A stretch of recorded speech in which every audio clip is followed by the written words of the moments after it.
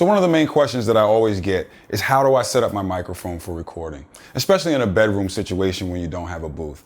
So obviously there's some problems that can occur. There's all different types of microphones, and we can reference some other lessons for the different types of microphones. There's dynamics, there's condensers. You want to choose the microphone based off of the situation and whatever your need is.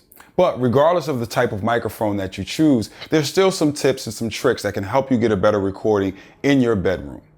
One of the first things that you want to do is to make sure that you have the microphone at the correct height. You want to make sure that the diaphragm is right in front of the person's mouth, and you want to make sure that you at least have some type of way of stopping the P's and the S's coming out of a person's voice. We also want to place this about 3 to 4 inches away from the microphone so that we have enough space for that to occur.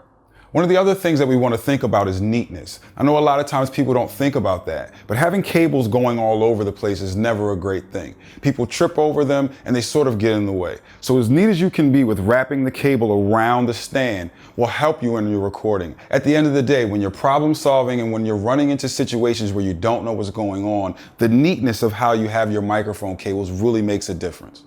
The main concern that we're going to have to deal with, and most people have to deal with when recording in an open space, is the reverb, or should I say ambient sound that can occur because we're in such an open room.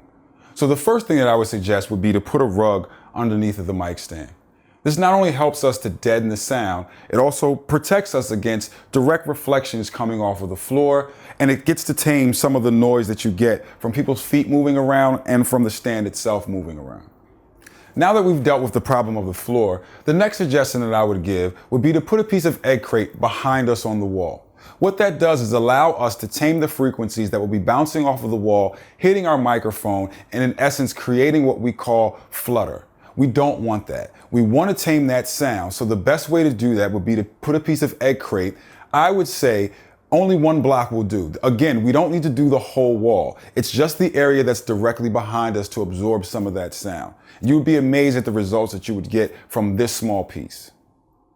My next suggestion would be to move the microphone a little bit closer to the wall. You don't need to have so much space. What we're trying to do is to emulate the sound of a booth. We want a nice close space. We can add reverb later to our taste, but we want to make this signal as dry as possible. So pulling the microphone closer will give us a drier signal.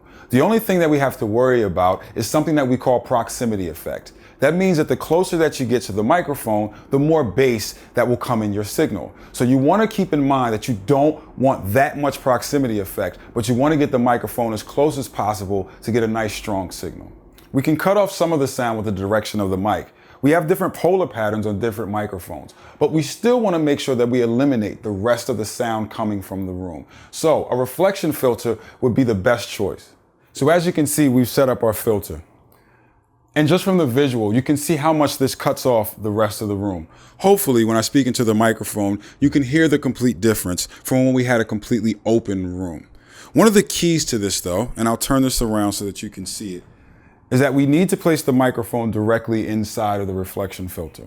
A lot of times I see people that get these and they pull the microphone out too far, which is sort of defeating the purpose. This is a major point when using this, because if you use this correctly, along with our rug and our crate that we will put on the back of the wall, we're getting as close as we can to emulating the sound of a booth where we're keeping our sound as dry as possible. Again, we can add reverb later, but we want to capture the sound as dry as possible on the input. Now, one of the things that I did want to show you and actually demonstrate so that you can hear it is the difference with this off and on. So before I finish putting this reflector filter on, I at least wanted you to hear my voice in this open space. What I'll do now is I'll put it on, I'll keep talking so that you can hear what this is actually doing to our signal. It's very simple. I just place this in here. I'll make sure that my height is correct. I'll tighten accordingly. And now hopefully you can hear the difference of what it sounds like when you're trying to emulate the sound of the booth.